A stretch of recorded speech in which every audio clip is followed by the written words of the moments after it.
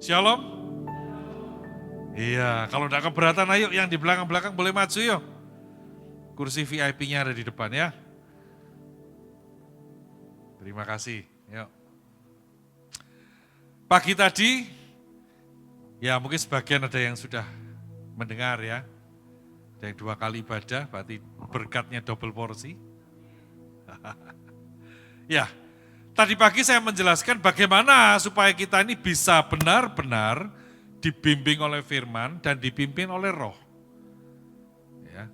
Karena gini, firman itu membutuhkan fondasi, sama seperti bangunan ini. Ya.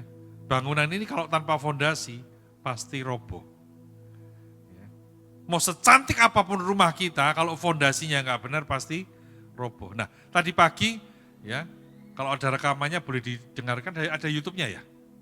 Ada ya? Nah, bisa didengarkan. Jadi gini, tadi pagi saya jelaskan bahwa fondasinya kita, untuk kita bisa dibimbing oleh roh dan dibimbing oleh firman dan dipimpin oleh roh ini tadi, kita punya keyakinan bahwa rumah kita di surga, disediakan Bapa, lalu jalannya adalah melalui Tuhan Yesus, dan ketika kita berjalan ada janji penyertaan Tuhan, yaitu doa kita dijawab, yaitu di Yohanes 14, Bapak Ibu bisa baca satu pasal. Lalu apa? Tuhan menjanjikan ada penolong. Nah, penolong ini bisa terjadi dalam hidup kita kalau kita mengasihi Tuhan. Nah, kita tadi pagi juga belajar bagaimana kita mengasihi Tuhan, yaitu memegang perintah Tuhan dan melakukannya. Maka yang terakhir Tuhan memberikan damai sejahtera. Bahkan Tuhan Yesus berkata dengan kalimatnya sendiri, damai sejahtera-Ku berikan. Ya, jadi damai sejahtera itu bukan kalau duitnya banyak, rumahnya besar, bukan. Damai sejahtera itu Tuhan sudah sediakan. Tinggal kita mau pakai apa enggak. Ya. Makanya jangan heran ya, ketika orang boleh kaya raya, tapi dia bilang begini, Pak, hatiku kok enggak ada damai ya. Saya punya seorang kenalan yang dalam tanda kutip dia menjual hidupnya untuk kekayaan dan memang kaya raya sekali. Ya, kalau dihitung hari ini mungkin mobilnya sudah hampir 1.000. Ya, itu untuk garasinya saja. Luar biasa. Tapi jangan kagum di situ, karena apa? Dia bilang saya villa punya, rumah banyak. Ya, bahkan suatu ketika dia hari ini ya, kalau di kompleks ruko itu, dari ujung sana sampai ujung sana ternyata sudah punyanya dia semua. Di depan beda-beda tapi belakangnya nyambung semua. Ya. Hotel punya banyak, udah kekayaannya nggak kehitung lah. Tapi dia bilang satu, aku yang nggak punya cuma satu, damai sejahtera. Nah, rangkaian ini adalah fondasi Bapak Ibu. Hari ini ibadah kedua kita mau belajar yang namanya proses. Katakan sama-sama. Proses ya. Langsung ke slide ke 12 ya, Yohanes 15. Jadi ketika Bapak Gembala Saudara memberikan tema dibimbing firman dan dipimpin roh ini di Yohanes 16. Ya, saya renungkan 3 pasal. Yohanes 14, 15, 16. Ini 3 pasal yang dahsyat buat kita. Nanti Bapak Ibu baca ya, PR di rumah. Baca dengan pelan-pelan ya, dicerna. Ya. Banyak berkat di dalamnya. Nah, di Yohanes 15 kita masuk pokok anggur yang benar. Pokok anggur yang benar ini kita tahu ya, bahwa Yesus itu pokok, Bapak di surga apa? Pengusahanya, pengelolanya, dan kita carangnya. Ya. Di sini dikatakan apa sih rewardnya? Ya.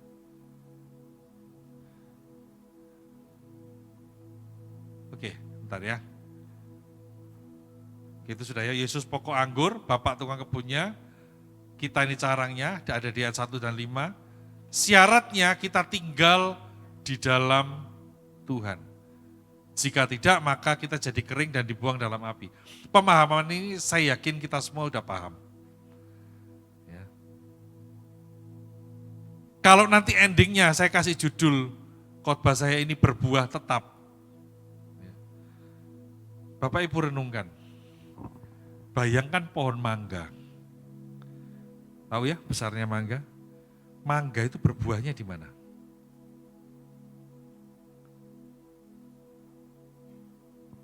Ranting. Rantingnya mangga itu besar apa kecil? Kecil, kecilnya pakai banget. Ya toh? Dibandingkan pohon mangga itu sendiri. Ya. Saya dulu mulai dari kakek saya nanam pohon mangga dari biji. Jadi bisa dibayangkan kalau sekarang kan jarang ya. Rata-rata cangkokan ya. Jadi batangnya kecil-kecil, dulu mangga besar. Ya, dan itu kalau satu pohon, saya punya 3 pohon. Satu pohon itu bisa 1 pickup. Kalau panen, banyak sekali. Buah itu tidak keluar dari pokok yang besar tuh enggak. Ranting kecil. Ini sudah menunjukkan secara logika tidak mungkin. Dan itulah kehidupan kita. Kita yang tidak ada apa-apanya, kita yang kecil. Diizinkan Tuhan menghasilkan buah yang manis. Buah yang besar. Ya. Buah apapun lah. Nangka misalnya, nangka segitu gedenya ya. Rantingnya paling paling besar setelunjuk saya ini ya. Ini besar.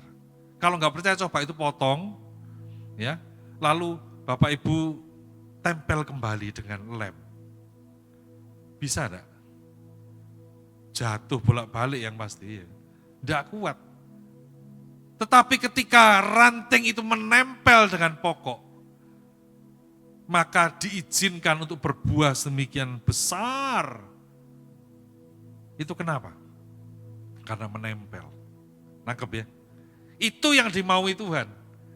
Kita ini tidak ada apa-apanya. Ya, ada kita yang sudah masuk di dalam kategori benar hidupnya? Enggak bisa. Ya. Saya pun tadi pagi perjalanan dari Surabaya ke sini jalan tol sepi. Ya. Tapi ada satu yang ngawur aja sudah ikut jengkel kok. Mobil kok ngawur tuh ya. Tidak bisa langsung otomatis biarpun pendeta, ku ampuni engkau dalam nama Yesus. Gak bisa. Tetap reaksi pertamanya, jengkel. Itu manusia. Gak ada yang benar, gak ada yang baik dalam hidup kita. Makanya di dalam Tuhan ada istilah dibenarkan. Kita nggak benar tapi dibenarkan. Kita tidak kudus, dikuduskan. Kita nggak bisa selamat tapi diselamatkan. Ya. Nah, apa rewardnya? Rewardnya itu dapat jawaban doa. Dan yang kedua berbuah. Berikutnya adalah memuliakan Bapa. Dan yang luar biasa menjadi murid Tuhan. Hanya karena kita menempel kepada pokok anggur, maka Tuhan sediakan jawaban doa yang luar biasa. Senang ya kalau kita berdoa dijawab. Senang enggak? Senang banget. Terus apa? Hidup ini menghasilkan buah. Kalau dipikir secara logika, ranting yang kecil ini loh kok bisa? Ya. Nggak masuk akal gitu. Gimana cara lewatnya sih? Kok bisa loh? Ya, menghasilkan mangga, ya, buahnya manis. Nggak bisa. Tapi karena ranting ini taat, nempel. Dan ingat loh, nempel itu terus loh ya. Nggak bisa, kadang nempel, kadang enggak. Orang Kristen seringkali gitu kan. Musiman. Lagi hatinya senang, melakukan firman. Lagi hatinya jengkel, bicim Tuhan. Biasanya bisa menahan amarah. Begitu kena orang yang menjengkelkan apa? Tuhan, yang lain tak ampuni Tuhan. Tapi yang satu ini tidak bisa Tuhan. Ini terlalu, ya ini. kelebihannya orang Surabaya. Bau wencekno gitu ya. Ya kan? Orang Surabaya itu kan gitu ya. Kalau kesel enggak, kuwesel, maksudnya gitu. Baik yang mantap gitu. Ini kalau ini bau wencekno Tuhan. Aku jengkel Tuhan. Izin marah. Gitu. Di fase-fase biarpun saya sebagai hamba Tuhan. Kadang-kadang ada satu titik berpikir, tak taruh disik pendetaku ya. Kali ini aku mau, ya. Gitu. Tapi Tuhan baik. Kita nempel sama Tuhan tuh enggak bisa musim-musiman ya. Kalau nggak percaya coba rantingnya pohon mangga itu putusan. Tempel lagi, nggak bisa. Ya. Dan jangan lupa ketika kita sudah menghasilkan buah, ketika hidup kita dipakai sama Tuhan, tujuannya apa? Berikutnya itu. Memuliakan Bapa. Jadi ayo kita yang sudah dipakai Tuhan, kita mungkin memuliakan Tuhan dengan yang tadi ya, yang pintar nyanyi, memuji Tuhan, pintar main musik, ya, memuliakan Tuhan dengan harta kita, kita diberi keleluasaan untuk menabur, memberi, puji Tuhan. Tapi ingat semuanya itu untuk memuliakan Bapa. Jangan ada yang mencuri kemuliaan Tuhan. Jangan ada yang sombong karena kemampuan kita. Dan yang terakhir adalah menjadi murid Tuhan. Nah, ini masuk proses yang lebih dalam. Menjadi murid Tuhan. Ayo. Ya. Di Yohanes 15 ini luar biasa. Tadi ayat 1 sampai 8 ya, kita masuk ke ayat 9 sampai 17. Berikutnya, next step-nya adalah perintah saling mengasihi. Saling mengasihi di sini saya tegaskan di ayat ke-12 dan 17 diulang 2 kali dan ini sifatnya adalah perintah.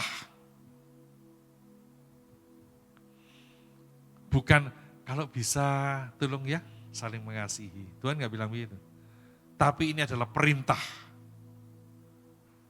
Kalau perintah itu gimana sifatnya?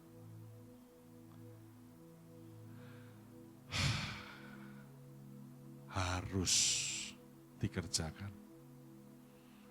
Jadi ada nggak tawaran kita?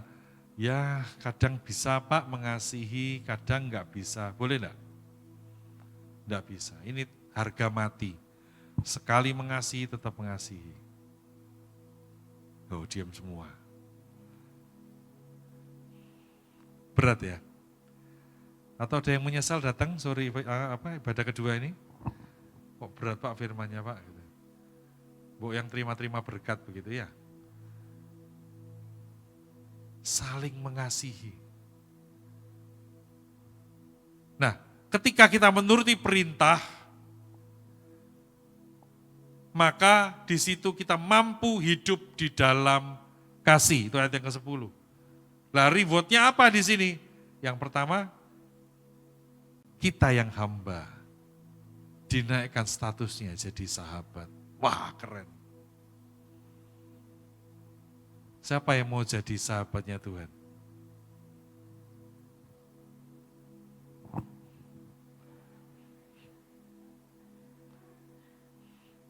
Ya apa toh ya. Itu kalau Tuhan ngelihat gini, kok gak serius sampai aku gitu kan. Siapa yang mau jadi sahabatnya Tuhan? Haleluya. Enak loh jadi sahabat itu. Ya, itu nanti pelajaran sendiri. Ya. Tapi ini loh, ketika kita melakukan firman Tuhan, ketika kita taat, ketika kita mengasihi, ketika kita menempel terus sama Tuhan, statusnya dinaikkan. Setiap kali ibadah, ini hanya bulan ini ya, yang baca ayat itu ya. Iya. Di kalimat terakhirnya tuh yang paling dahsyat. Nanti dia akan memberitahukan hal-hal yang akan datang. Loh. Jadi nggak perlu datang ke peramal ya. Anak-anak Tuhan masih banyak loh yang datang ke peramal. Loh Pak saya enggak pernah ke dukun. Iya tapi seringkali datang ke pendeta. Tolong doakan Pak. Nanti depannya bagaimana saya? Loh lah kok tadi dukun? Ya kan?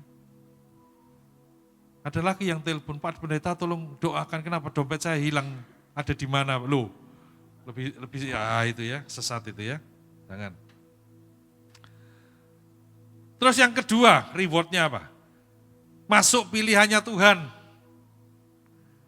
Firman Tuhan mengatakan banyak yang dipanggil, sedikit yang dipilih. Nah ini, masuk pilihannya Tuhan. Dan yang ketiga, mampu berbuah dan buahnya tetap, itu ayat yang ke-17. Jadi semua berkaitan ya. Tadi yang pertama apa?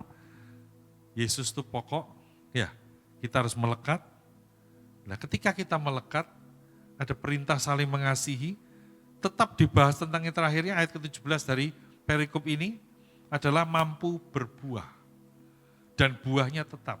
Tadi pagi saya sempat singgung tentang buah yang tetap. Banyak orang Kristen bisa berbuah, namun buahnya enggak tetap. Banyak kisah-kisah dari orang Kristen, oh dulu Pak, dulu saya melayani, oh dulu orangnya sungguh-sungguh Pak, oh dulu orangnya, nah, itu dulu, sekarang bagaimana? Ya. Karena kembali lagi kepada firman, ada yang terdahulu menjadi kemudian, ada yang kemudian menjadi terdahulu, hati-hati. Ya. Buah yang tetap artinya kita harus mempertahankan. Apapun posisi kita, apapun prestasi kita, apapun talenta kita, apapun yang sudah Tuhan berikan sampai detik ini harus kita pertahankan. Ya, karena apa? Sekali lagi, banyak yang dulu baik. Saya mau tanya, mantan narapidana dengan mantan pendeta bagus mana? Lu pendeta baik lu ya, bagus lu pendeta. Ayo. Sekarang kalau predikatnya dulu deh, pendeta sama narapidana bagus mana? Pendeta. Tapi begitu mantan narapidana dan mantan pendeta bagus mana? Hati-hati. Ya. Ini saya jadi ngomongin diri saya sendiri ya, karena kadang-kadang kepingin pensiun juga gitu ya. Menikmati hidup. Anak saya suruh netep kan kemarin habis wisuda S2 dia di Belanda. Udah kamu di sini aja, giliran menjajah Belanda. Ya kan? Loh iya toh. Saya sudah 6 tahun dijajah Belanda soalnya kan. Ngirim rupiah terus ke sana, kan gantian ngirim euro ke sini kan itu ya.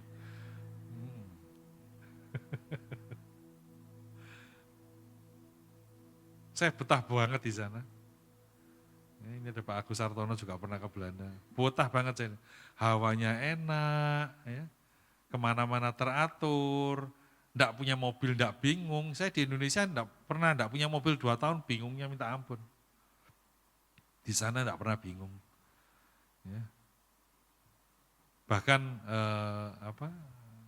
usia yang sama, kalau yang tinggalnya di Belanda jauh lebih sehat, mungkin karena udaranya bersih. Maaf ya, saya umpamakan yang ekstrim. Tahu Opel? Kalau di sana bening Bapak Ibu. Ya, di sini hitam. Debunya banyak. Ya. Saya pernah tinggal di Amerika 6 bulan. Itu meja di luar nggak ada yang ngelapin, nggak ada debunya. Ya, di sini habis dilap, sore, debun lagi, ya itu loh. Saya cuma mikir gini loh, bagaimana dengan paru-paru kita yang tidak pernah dilap? Ya, ada yang pernah ngelapi paru-parunya? Itu jangan-jangan berdebu semua. Ya. Ya, ayo kembali ke firman ya. Nah, prosesnya ini lebih dalam lagi. Next, berikutnya. Masuk ayat 18. 18 sampai 27. Dibenci dunia. Gak enak ya. Kepinginnya disayang ya. Tapi ini firman, dibenci dunia. Kenapa? Dijawab sendiri ayat 19. Karena kita bukan dari dunia. Ya. Ini berkaitan dengan khotbah saya di ibadah pertama tadi. Bahwa dikatakan di rumah Bapakku ada banyak tempat. Berarti tempat kita di sorga. Letakkan jangkar iman kita di sorga. Ini. Karena kita ini bukan dari dunia, makanya dibenci dunia. Saya waktu di Paris, ngomong sama orang gak dianggap. Karena saya bukan orang Perancis. Mereka menghargai orang yang bicara bahasa Perancis. Ngomong Inggris gak dianggap. Makanya saya ngajak orang Perancis ngomong bahasa Indonesia. Mending podo-podo gak dianggap ya toh. Sekalian podo gak ngerti ini kan itu ya. Dan dunia itu tidak mengenal Tuhan. Dan ini berkaitan dengan ayat tema kita. Roh kebenaran itu milik kita. Tetapi dunia menolak. Nah ini. Dunia itu kan tidak mengenal Tuhan di ayat 21. Dan dikatakan apa? Membenci tanpa alasan.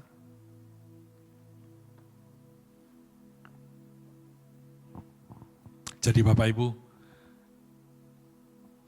itu saya kasih catatan. Jadi jangan pernah kita bertanya mengapa. Ini hobinya orang Kristen, tahu ya. Kalau kita ngalami peristiwa dalam hidup ini selalu apa? Kenapa Tuhan? Iya apa iya? Halo? Nah, iyanya lemes ya. Iya.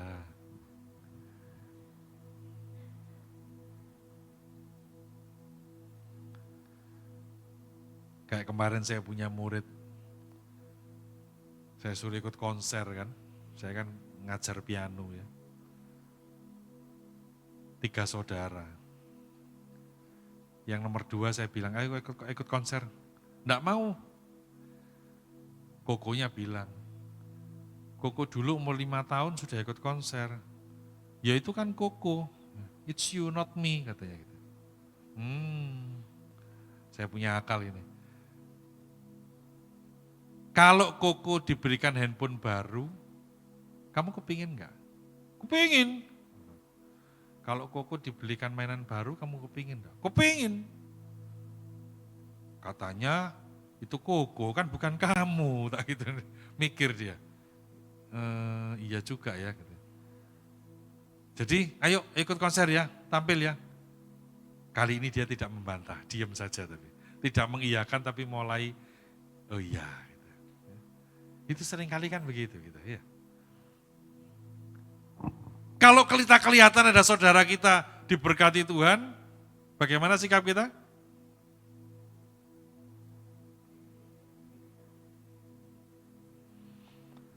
Tidak pernah lihat ya, tidak pernah kelihatan saudara kita diberkati, tidak pernah ya. Sukses, bisa ini, bisa itu. Bagaimana respon kita?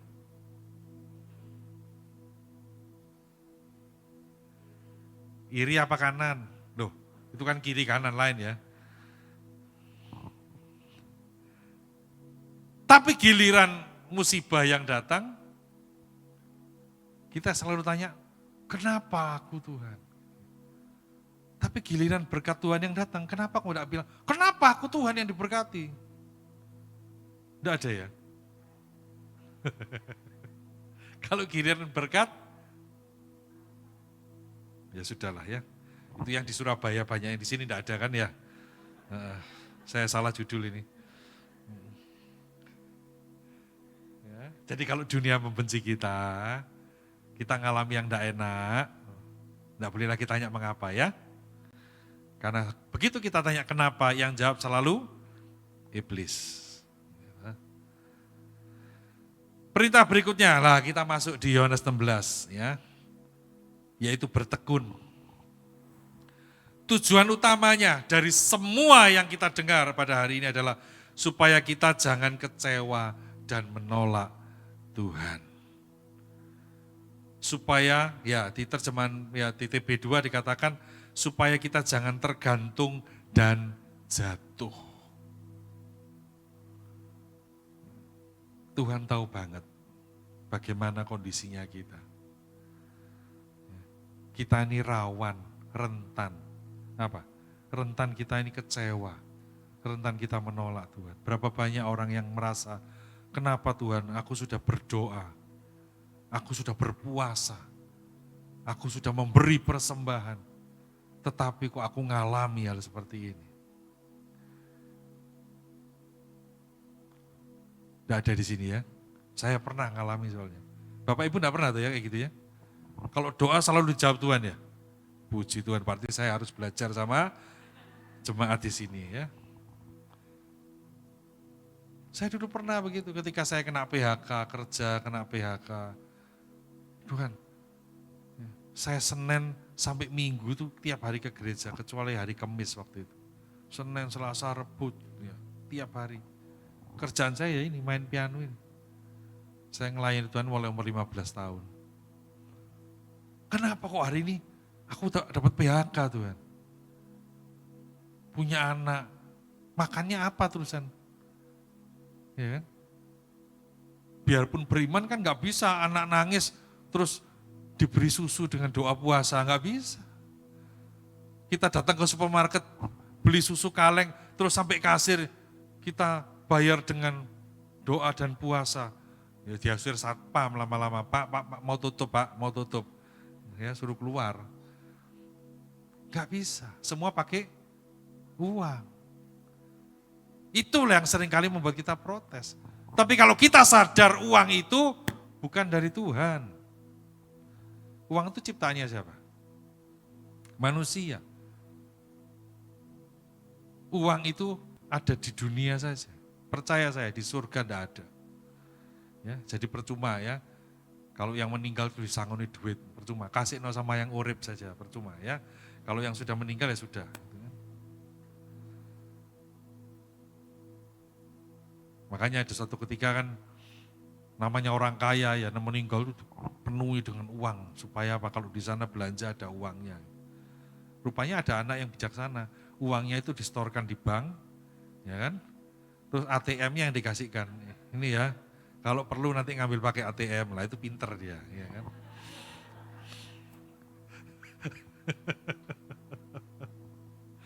Ya. Perintah Tuhan ini harus bertekun. Tekun itu artinya apa?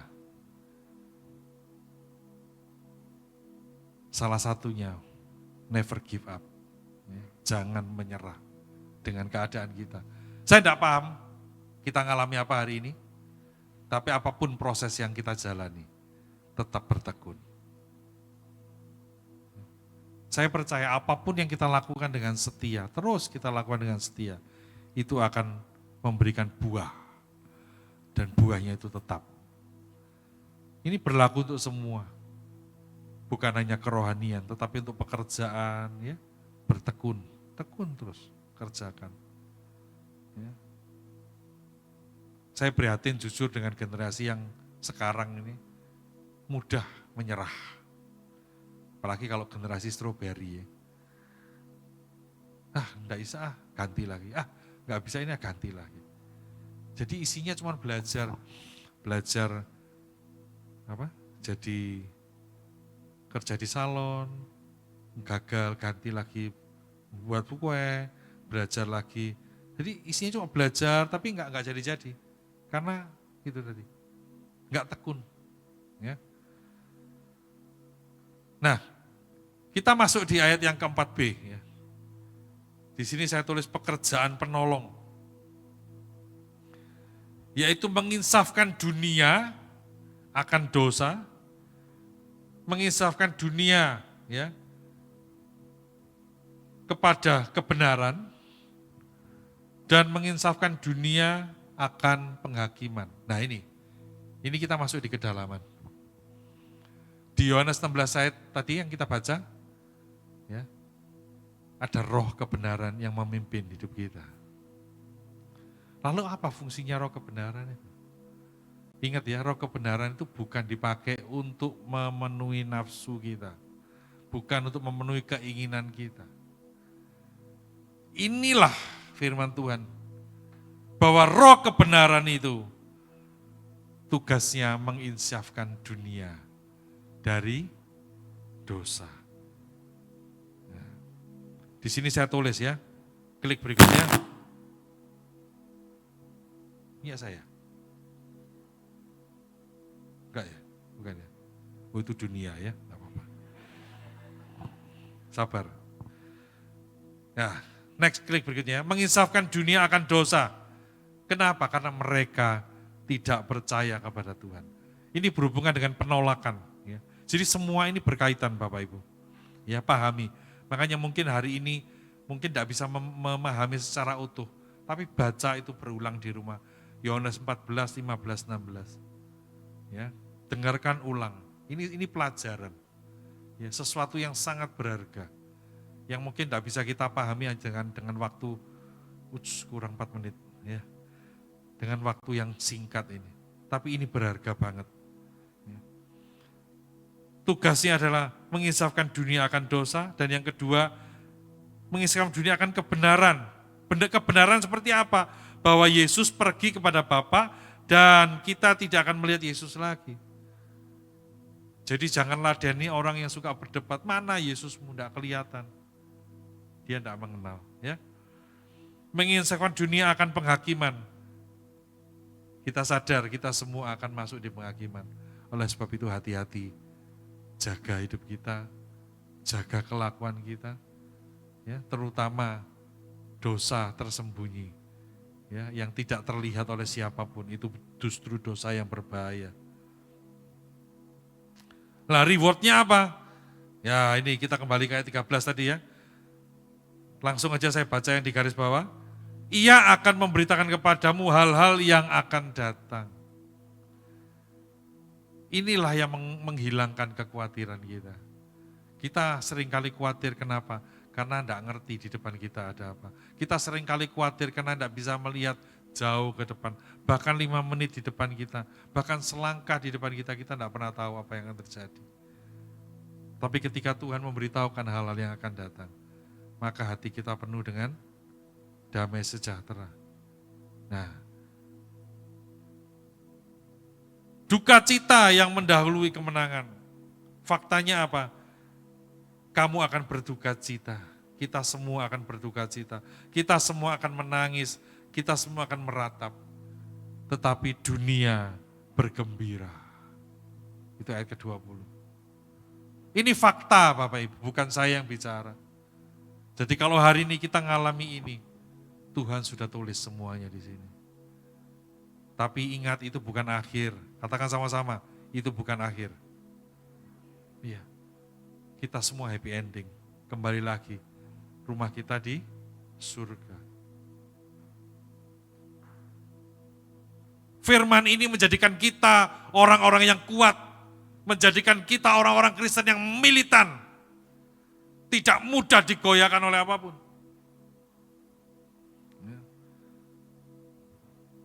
Dan ayat yang ke-20 juga dikatakan, duka cita menjadi sukacita. Air mata menjadi mata air. Tidak ada amin. Dan berikutnya apa? Ayat 23. Terima jawaban doa. Dan diulang lagi seperti di pasal yang ke-14. Hidup damai sejahtera. Wow, luar biasa janji Tuhan ya. Ayo hidupi firman ini. Ya, maka hidup kita akan berbuah dan buahnya tetap. Ya.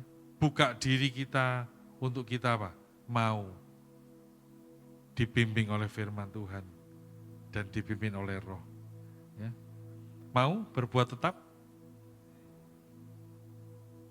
Klik berikutnya. Iya, itu. Kenapa itu saya yang paling besar di situ? Karena itu kesukaan saya, ya. Dan itu sesuai dengan tempat di mana saya berkhotbah di Duren Sewu. Tapi dari tadi saya lihat nggak ada duren di sini gitu loh. Iya kan? Saya bingung apa saya salah tempat. Katanya Duren Sewu, tapi satu aja nggak punya kok katanya satu untuk Sewu gitu kan. Nah, ini. Dan ketika kita berbuah, ingat buah itu dinikmati oleh Tuhan dan sesama kita. Hidup yang jadi berkat. Ya, Kalau Tuhan kasih kita pekerjaan, kasih rezeki banyak, bantu orang lain. Itu jadi buah yang dinikmati. Kalau kita dikasih karunia penyembuhan, doakan yang sakit. Ya, itu buah yang bisa dinikmati. Ya, kalau kita punya karunia konseling, beri konseling, itu buah yang bisa dinikmati. Ya, kayak Asa gini suaranya enak, ya. Jadi berkat dia kalau dia nyanyi, semua terhibur, ya kan? Nah kalau sudah tahu suaranya fals ya jangan nyanyi, ya kan? Kasihan yang dengar gitu ya. Pinter main piano, ayo main. Lakukan tugas bagian kita. Ya. Dan ayo hasilkan buah. Jangan pernah ada yang merasa aku kecil Pak, aku enggak mampu apa-apa Pak. Ingat, analoginya keranting. Kecil, tapi dimampukan Tuhan. Ada keajaiban Tuhan, ada mujizat Tuhan. Ranting yang kecil itu menghasilkan buah yang besar, buah yang manis, ya, yang bisa dinikmati. Ya, ayo tundukkan kepala kita berdoa.